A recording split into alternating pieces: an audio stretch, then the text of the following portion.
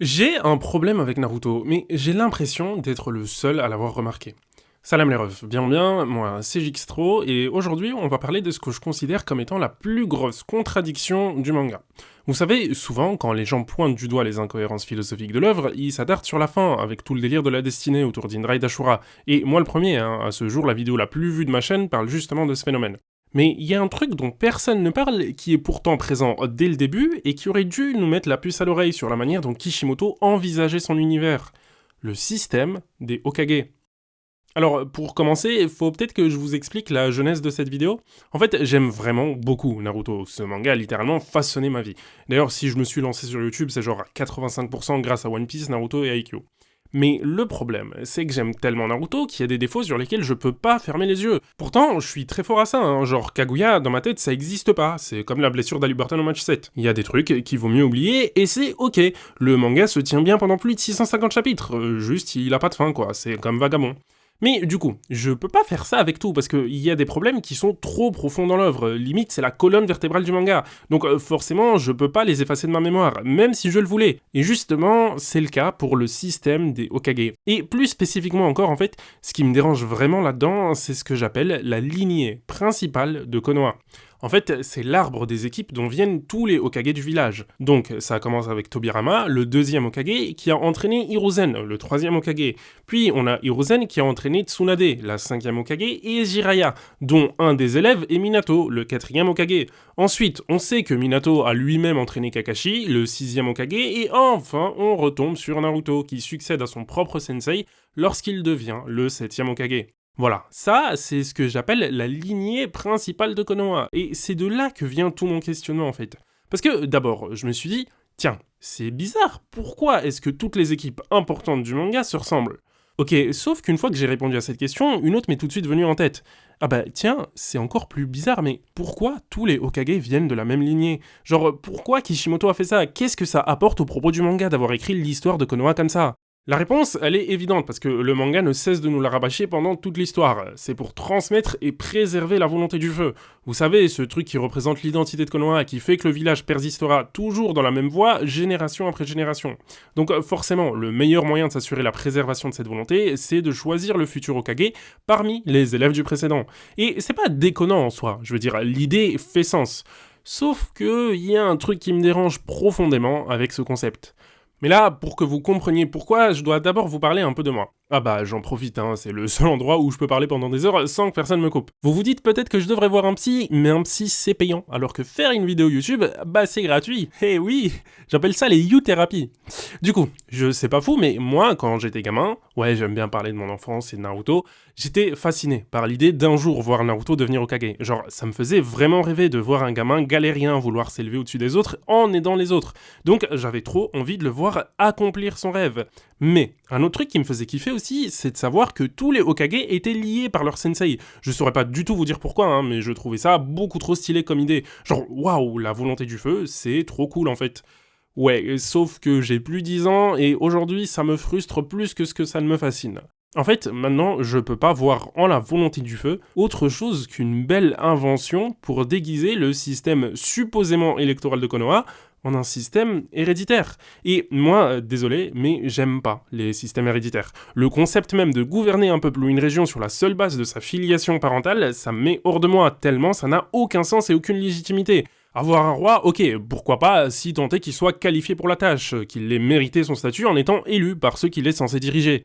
Mais un roi qui le devient juste parce que son père l'était, non, désolé, je peux pas, ça va à l'encontre de tout ce en quoi je crois. Un monde qui se veut juste et qui promet d'offrir la même égalité de chance à tous ses citoyens ne peut décemment pas être une monarchie héréditaire. Ça n'a tout simplement aucun sens. Maintenant qu'on a dit tout ça, on en pense quoi du système de Konoha? Non, parce que ça ressemble quand même vachement à une monarchie héréditaire, ce truc, vous trouvez pas? En 700 chapitres, on a connu 7 Hokage. 7, S-E-P-T. Est-ce que je suis vraiment censé croire que c'est une coïncidence s'ils appartiennent tous à cette même lignée?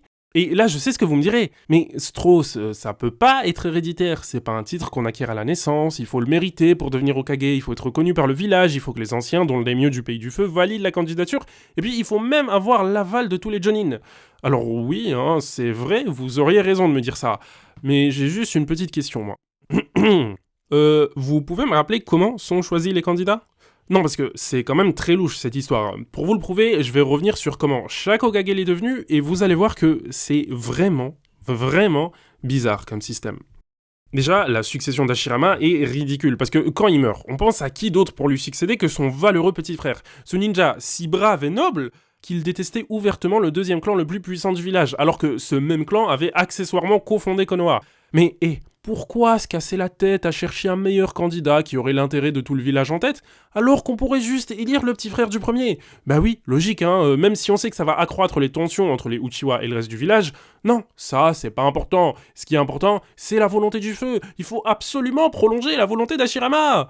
En vrai, je suis sarcastique parce que le choix se défend. Pour un village si jeune et encore en construction, je peux capter qu'ils veuillent un leader dont la légitimité soit la moins contestable possible. Donc ils ont pris le membre de famille le plus proche d'Hashirama. C'est cohérent et peut-être même ce qu'il y avait de plus pertinent pour la survie de Konoha. Sauf que voilà, je suis pas expert en histoire politique, mais j'ai quand même l'impression que les successions monarchiques, à quelques détails près, fonctionnent de la même façon. Et je suis gentil, hein, je dis à quelques détails près parce que le pompon, ça aurait été que le deuxième Hokage élu soit le fils d'Hashirama et pas son frère.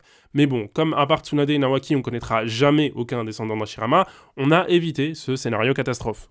Ensuite, pour le troisième Hokage, Tobirama, il en avait rien à faire de rien. En pleine guerre, il choisit lui-même son propre successeur, sans consulter personne. Il y a quelques petits relents dictatoriaux, si vous voulez mon avis, mais tranquille. Vous savez quoi? On n'a qu'à dire que le village était en crise politique à cause de la guerre, et donc Tobirama pouvait se le permettre, parce qu'il avait les pleins pouvoirs. Du coup, forcément, il a choisi un de ses élèves, parce que là encore, il voulait préserver cette volonté du feu. Pour continuer maintenant, regardons ce qu'il en est pour Hiruzen. Alors, son règne en tant que... je vais parler de règne à partir de maintenant, parce que à ce compte-là, c'est clairement des rois. Donc, son règne en tant qu'Hokage est assez long. Tellement long d'ailleurs qu'il a le temps de vieillir. Ce qui amène une toute nouvelle problématique, qui, je pense, n'avait pas vraiment été anticipée. On fait quoi si l'Hokage actuel devient trop faible et qu'il n'est plus en mesure d'assurer la protection du village? Eh bien, figurez-vous qu'en bon Hokage qui montre l'exemple à suivre, Hiruzen prend sa retraite. George Washington le type, hein, il aurait pu gouverner jusqu'à sa mort, mais non, grand monsieur, il passe le flambeau à la génération d'après. Franchement, respect. Je suis sûr que Danzo aurait fait pareil, tiens. Ça aurait été encore plus intelligent s'il avait fixé un âge ou une limite pour le règne pour que ses successeurs puissent faire pareil s'ils venaient à être confrontés à la même situation, mais bon, on va pas trop lui en demander, hein. Par contre, je me demande, parmi tous les ninjas de Konoha qui ont participé et survécu aux innombrables guerres et conflits de l'époque, qui ont accumulé puissance et sagesse fort de leur expérience de combat, qui donc, parmi tout cela, sera élu 4ème Hokage? Bah, il y a que 2 candidats qui sont proposés, Orochimaru par Danzo et Minato par Hiruzen. Donc en gros, le choix, c'est soit l'élève du 3ème Hokage, soit l'élève de l'élève du 3ème Hokage.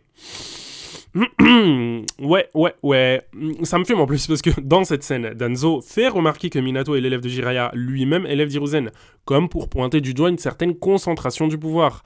Après, bon, c'est pas comme si sa proposition était vachement meilleure, je crois qu'il a oublié qu'Orochimaru était aussi l'élève d'Hiruzen. Et puis attention, hein, ce conseil restreint procède à un vote. C'est du sérieux les amis, il faut donner l'impression que c'est une élection. C'est la volonté du feu qui est en jeu quand même, il faut la préserver. Et je suis sarcastique, mais la vérité que ça m'énerve, j'ai l'impression que Kishimoto il se fout ouvertement de notre gueule. Oui, ok, c'est beau et c'est important de préserver la volonté du feu, mais avec cette logique, le village il est condamné à toujours élire son Hokage parmi 3 pélos. Et je sais pas si vous vous rendez compte du truc. Peut-être que vous voyez pas encore le problème, hein, mais vous inquiétez pas, ça arrive.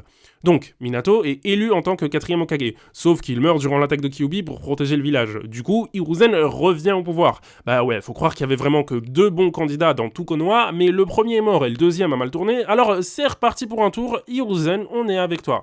Et puis, pas de retraite cette fois-ci, hein. S'il veut être un Hokage de légende, il doit mourir pendant son règne, comme les autres.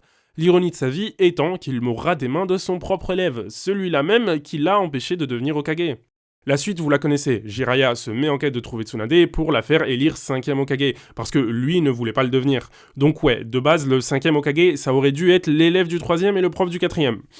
Ouais, bah ouais, hein, pourquoi pas. En tout cas, la politique de Konoha a l'air super fun. Au final, la seule raison pour laquelle Jiraiya réussit à ne pas se faire élire, c'est parce qu'il propose Tsunade, qui est elle aussi élève du 3ème, mais qui est en plus la petite fille d'Hashirama. Forcément, la volonté du feu est à son max, là, impossible de lutter. Carrément, je crois qu'on est sur la première candidature d'emploi qui avait 100% de chance de réussir. Ça doit être sacrément cool de jouer la vie en mode facile quand même. Mais enfin soit, on se retrouve avec Tsunade, 5ème Hokage, et c'est globalement elle qui le reste pendant toute l'histoire de Naruto. Il y a quand même le cas de sa succession qui est abordé à un moment quand elle est dans le coma après le combat contre Pain, et on voit que Danzo réussit à se faire élire en tant que 6ème Hokage par le daimyo du pays. Je trouve son cas intéressant, parce qu'il agit un peu comme un prince d'une branche secondaire qui chercherait à tout prix à redevenir la branche principale. Et il pointe bien du doigt le fait que tous les Hokage ont grosso modo la même idéologie, parce que forcément, ils sont tous les élèves de leurs prédécesseurs.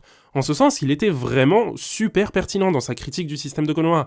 Après, bon, il a fallu que Kishimoto fasse de Danzo un mec cramé du ciboulot, donc forcément, il a 3 bonnes idées noyées au milieu de 50 atroces.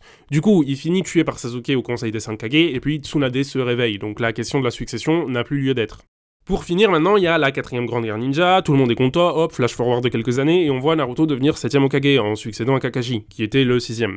D'ailleurs, apparemment, Kakashi en 6ème Hokage, c'était l'évidence, vu qu'il était déjà brièvement considéré pendant la convalescence de Tsunade. Et puis, bon, est-ce que je dois vous rappeler qu'il était l'élève du 4ème? Vous connaissez la chanson maintenant. Par contre, c'est intéressant de noter que Tsunade prendra sa retraite et donc lèguera son poste alors qu'elle était encore en forme. Et pareil pour Kakashi, qui cédera sa place à Naruto alors qu'il était encore plus jeune que Tsunade.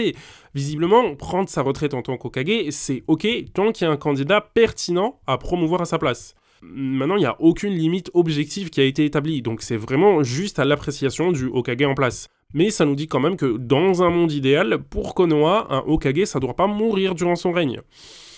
Ma foi... Fair enough, balle au centre, ça joue, allez. Bon, maintenant qu'on a passé en revue l'arrivée au pouvoir de tous les Hokage, j'aimerais qu'on prenne le temps d'en discuter au regard des thématiques de l'œuvre.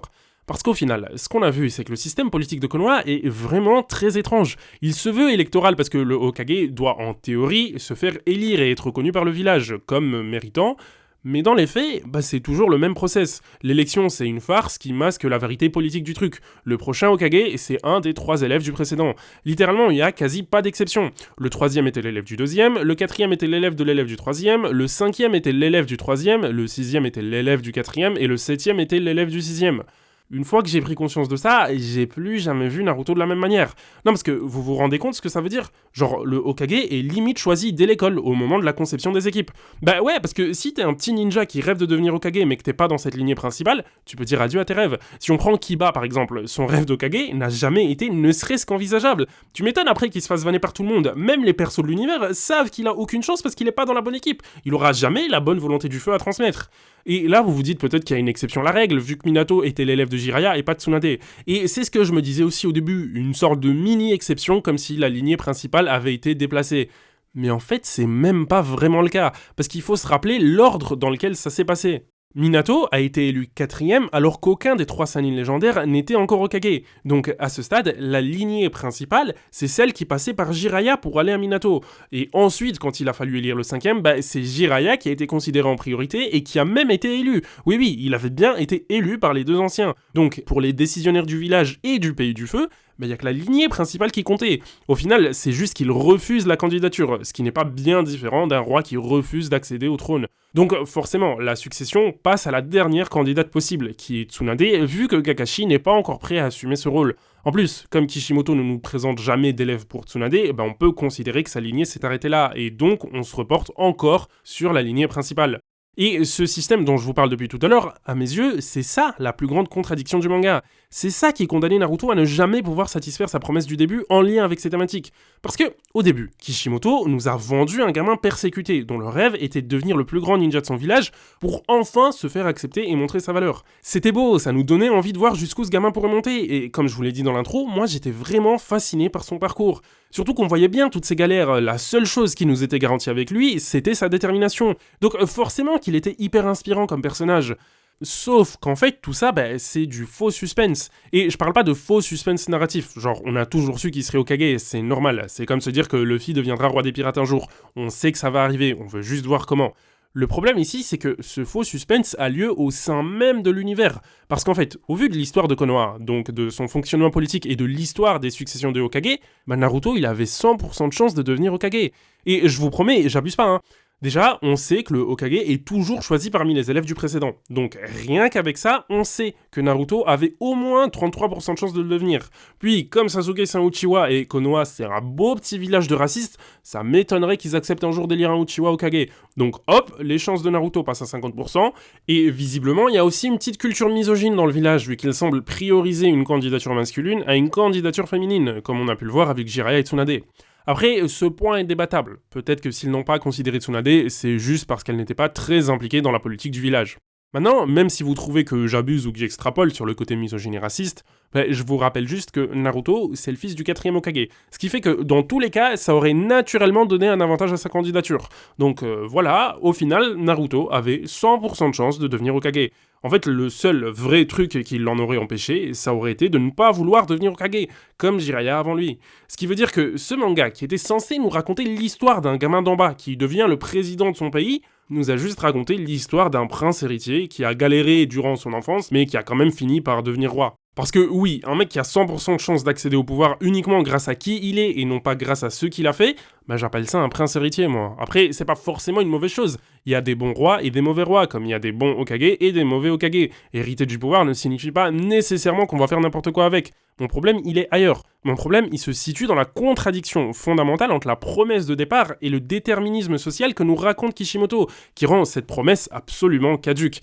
Et je suis désolé, mais peu importe comment je vois le truc, je peux pas m'empêcher de voir en Konoha une sorte de pseudo-monarchie héréditaire camouflée par des rouages électoraux. Parce que je veux bien qu'il faille devenir une personne suffisamment bonne pour mériter le titre de Hokage, mais le fait est que dans l'histoire de Konoha, que nous a raconté Kishimoto, les seules personnes qui un jour pourront mériter ce titre, ce sont les élèves du précédent Hokage, parce qu'il avait 6 occasions de nous prouver le contraire, mais à chaque fois, il s'enfonçait dans son délire. Et le pire dans tout ça, c'est que même en mettant mes propres billets de côté sur le fait de ne pas apprécier les monarchies héréditaires, dans le contexte du manga, ça reste purement et simplement mauvais d'un point de vue de world building. Parce que Kishimoto nous ment en fait. Il nous promet quelque chose, mais nous donne son strict inverse. C'est pour ça que je trouve ça toujours un peu drôle les gens qui se plaignent de la fin avec Indra et Ashura. Genre oui, c'est problématique, mais en fait Naruto aurait été problématique dans tous les cas, et c'est aussi là qu'on voit les limites du talent de Kishimoto. Sa manière d'écrire en freestyle est géniale, sincèrement, je pense que ce qu'il a réussi à faire sur une durée aussi longue, semaine après semaine, c'est tout bonnement phénoménal.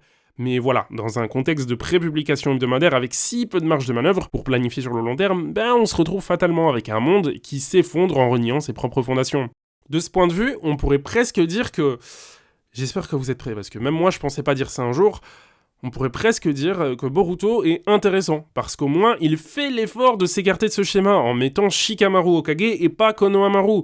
Pareil, si un jour Sarada finit Hokage, ça va complètement contredire le côté raciste et misogyne dont je parlais tout à l'heure. C'est juste dommage que ce soit dans Boruto, et pas dans les 700 chapitres du manga de base. Parce qu'en fait, une autre conséquence problématique de ce phénomène, c'est que ça rend le monde de Naruto, et a fortiori celui de Konoha, extrêmement petit. Alors oui, c'est juste un village, donc il n'y a pas forcément besoin de lui donner l'ambition d'un pays, mais en même temps, c'est l'endroit le plus important du pays auquel il appartient, vu la puissance militaire dont il dispose. Donc moi, je trouve ça vraiment gênant de savoir qu'une entité qui est censée être aussi puissante est en réalité assez limitée, vu que tous les meilleurs ninjas produits sont issus d'une seule et même lignée. Ça aurait été tellement plus intéressant d'élargir le pool des Hokage, parce que ça aurait donné une vraie richesse au lore du village, et une légitimité à sa puissance. Et puis, en ça... Là, maintenant, je vais dire les termes. Le prétexte de la volonté du feu, c'est de la merde un peu. Genre, je sais pas, tout le propos d'Hiruzen, c'est de nous expliquer que la volonté du feu résidait dans la jeunesse. Sauf que, si c'est vraiment le cas, pourquoi restreindre le rôle de Hokage à une si petite sphère? En mode, la jeunesse, c'est que les 3 élèves du Hokage, les autres, ils peuvent aller se faire voir. Non, ça a pas de sens. En plus, c'est aussi un des points clés du personnage d'Azuma. Lui aussi nous a bassiné avec l'idée que le roi Oshogi, c'était la nouvelle génération. Normalement, pour nous prouver que c'était le cas, il aurait fallu le montrer en permettant à tout le monde de devenir Hokage. Enfin, pas que tout le monde devienne Hokage, mais que tout le monde puisse devenir Hokage. Carrément, si j'étais de mauvaise foi, je dirais que la volonté du feu, c'est juste une bonne excuse pour s'assurer que le titre de Hokage reste toujours entre les mêmes mains, ce qui garantit une concentration de pouvoir génération après génération. C'est ce que Danzo reprochait à Hiruzen, mais c'est aussi ce que Madara craignait et ce qu'il reprochait déjà à l'époque à Hashirama. Alors bon, citer Danzo et Madara pour argumenter mon propos... Je me tire un peu une balle dans le pied, je sais, mais je vous assure que sur ce point précis, ce tout petit truc-là, pour moi ils avaient raison. Maintenant, le fait est que Kishimoto a voulu leur donner tort, ce qui, à mon sens, montre bien comment lui-même envisage son univers. Bien, sur ce, il est temps de passer à la conclusion. Mais avant ça, si vous êtes encore là, c'est que vous avez un minimum kiffé cette vidéo, donc s'il vous plaît, faites-le moi savoir, balancez un max de likes et de commentaires, et puis abonnez-vous aussi, vous savez pas à quel point ça aide à faire grandir la chaîne.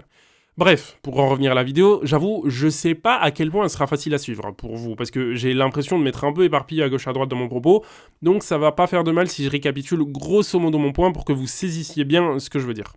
Concrètement, mon problème avec le manga se situe dans l'incompatibilité entre la promesse de départ que nous fait Kishimoto et le déterminisme social de son univers qu'il nous raconte derrière, et c'est ce que j'ai voulu montrer avec ma vidéo. Parce que Naruto commence comme l'histoire d'un enfant qui part de rien, qui veut s'élever le plus haut possible en devenant Hokage et qui a toutes les chances contre lui, sauf qu'en réalité, son rêve de devenir Hokage, il lui est pratiquement garanti. Parce que le fonctionnement du village fait que les seuls candidats envisagés sont toujours les élèves du précédent Hokage. Or, Naruto appartient à cette lignée des Hokage parce qu'il est l'élève de Kakashi, qui était lui-même l'élève de Minato. Ce qui signifie donc qu'il avait toutes les chances avec lui, et non pas contre. Et ça, pour moi, c'est la plus grosse contradiction du manga. Plus grande encore que celle de la destinée, même si elle est moins évidente. Alors, je sais que ça risque d'être controversé comme sujet, et je vois déjà tous les commentaires qui me disent que j'ai tort ou que j'ai rien compris. C'était déjà le cas quand j'avais fait ma vidéo sur le mythe de la méritocratie, et là je pense que ça va être pire, vu qu'ici la thématique est encore plus abstraite. Ceci étant dit, j'espère que mon propos saura trouver écho chez certains d'entre vous. Je veux même pas forcément vous convaincre que j'ai raison, même si je pense que j'ai raison... évidemment, je veux surtout vous pousser à réfléchir sur cette idée parce que je trouve que c'est un exercice de pensée vraiment intéressant et ça permet de voir l'œuvre Naruto avec une toute nouvelle perspective. Bref, c'était tout pour moi, j'espère que vous avez kiffé la vidéo, si c'est le cas, n'hésitez pas à lâcher un petit like et un petit commentaire histoire de soutenir la chaîne, abonnez-vous aussi, ça fait toujours plaisir. Sur ce, c'était le Strauss, merci d'avoir regardé et à la prochaine.